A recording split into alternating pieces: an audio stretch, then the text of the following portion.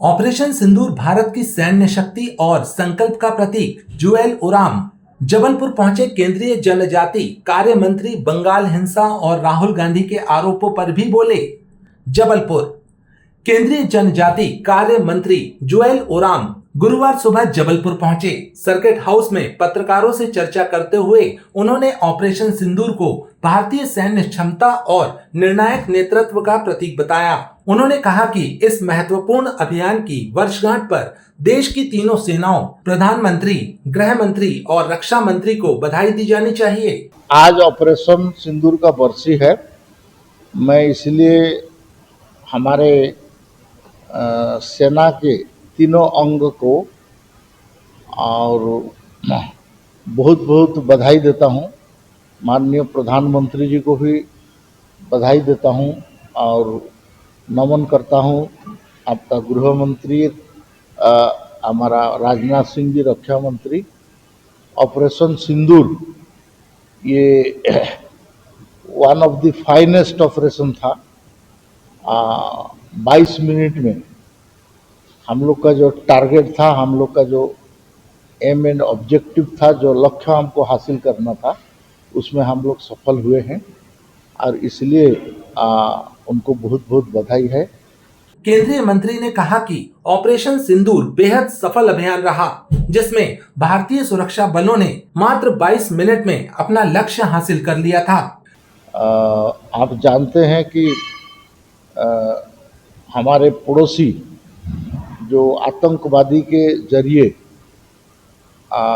हमारा साथ जो प्रॉक्सी वार कर रहा है, इसमें वो कभी भी सफल नहीं होगा और इसको जवाब देने के लिए आपका मुंबई में बहुत बड़ा आक्रमण हुआ था, उसका जवाब नहीं हुआ था। तो इसके कारण उनको लगता था कि शायद India is a soft state, India एक सॉफ्ट स्टेट है और वो कोई कार्रवाई नहीं कर सकता है। लेकिन हम उसको ऑपरेशन सिंदूर करके हमने उनको बतलाया कि हम आपको कर सकते हैं और हम दिखा सकते हैं। इस के बारे में हमने उसको प्रमाणित किया है।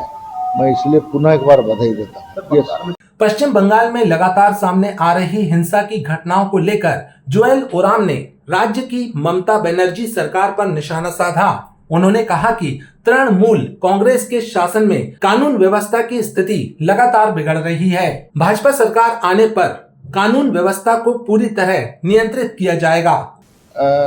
आप जानते हैं कि सीपीआई सीपीएम जब थे उस समय में जैसा हिंसा था, तृणमूल कांग्रेस ममता बनर्जी का नेतृत्व में आने के बाद वो उससे आगे बढ़ के चल के ये आपका हुआ। लेकिन हमारा सरकार आने के बाद हम एक law and order situation control करेंगे, सही शासन देंगे। लेकिन अभी कुछ ट्रांजिशन पीरियड, माने ममता बनर्जी अभी भी चीफ मिनिस्टर है, वो इस्तीफा देने के लिए तैयार नहीं है। हमारा सरकार बनने जा रहा है, शपथ विधि के लिए प्रस्तुत है। ये जो ट्रांजिशन पीरियड है, इस बीच में ये जो घटना हुआ जो कि नहीं होना था और नहीं होता तो अच्छा होता, लेकिन हो गया है। तो इसके लिए जो ये घटना किया है उसको कठोर से कठोर सजा दिया जाए, ये हमारा डिमांड है और इसके लिए हमारा सरकार जो आगे आएगा इसमें काम करेगा। कांग्रेस नेता राहुल गांधी द्वारा लगाए गए वोट चोरी के आरोपों पर प्रतिक्रिया देते हुए केंद्रीय मंत्री ने कहा कि भारत का लोकतंत्र दुनिया के सबसे पुराने और मजबूत लोकतांत्रिक व्यवस्थाओं में से एक है। चुनाव आयोग की पूरी प्रक्रिया पारदर्शी और निष्पक्ष है। क्या हुआ केरल में जो वोट का उनको जो जीत हुआ, उसमें वो चोरी किया क्या? केरल का चुनाव में वो जो किया उसमें भी वो चोरी किया क्या? इसको पहले बताए। वो ये नहीं है। भारत में जो लोकतांत्रिक है, भारत का जो डेमोक्रेसी है, ये बहुत पुराना है और इसमें इलेक्शन कमीशन ऑफ इंडिया ये वर्ल्ड का एक रेपुटेड ऑर्गेनाइजेशन है और ये बहुत ही सक्षम एवं सटीक पक्ष के रूप में ये चुनाव करता है।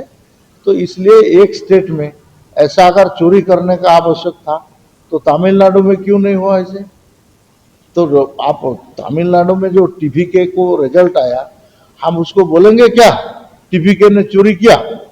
ऐसा बोलना ठीक नहीं है। ये लोकतंत्र के लिए एक माने अपमान है, ये ठीक नहीं है। जो मत दिया लोगों ने, आप एक स्टेट में एक मत को मान रहे हो, वही election commission of India same EVM same style of माने इलेक्शन एंड ऑपरेशन सब कुछ हुआ, उसमें आप कुछ नहीं बोल रहे हो या उसमें श्रेय ले रहे हो, और दूसरा स्टेट में तुम हार गए, इसलिए उसको इंटरप्रिटेशन उसका अर्थ अलग बनाना ये ठीक नहीं है।